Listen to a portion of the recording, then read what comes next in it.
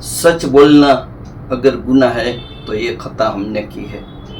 दोस्तों, between the લાઇન્સમાં જે વાત કરવી છે, બોટાદમાં બનેલી ઘટના, બોટાદમાં ખેડૂતોનો વિરોધ અને પોલીસનું દમન, એ બે ઘટના વખોડવા લાયક છે.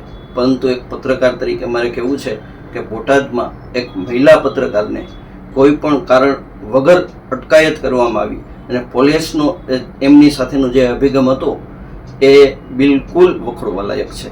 કારણ કે 2011માં અન્ના હઝારેનું આંદોલન થયું હતું અને યુપીએ સરકારને બાદમાં ઉખેડીને ફેંકી દેવામાં આવી હતી.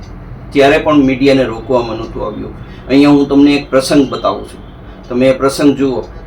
બાબા રામદેવ ઉપર જ્યારે પગલાં લેવાયા ત્યારે મીડિયાએ આખા વિશ્વને એ ઘટના બતાવી હતી કે વર્તમાન શાસકો શું કરી રહ્યા છે.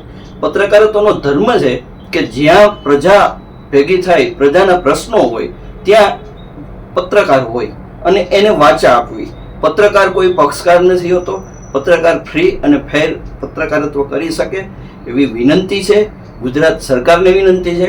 અને આજનો આ જે મારો આખો જ એપિસોડ છે એ હું પત્રકારત્વને ડેડિકેટ કરું છું.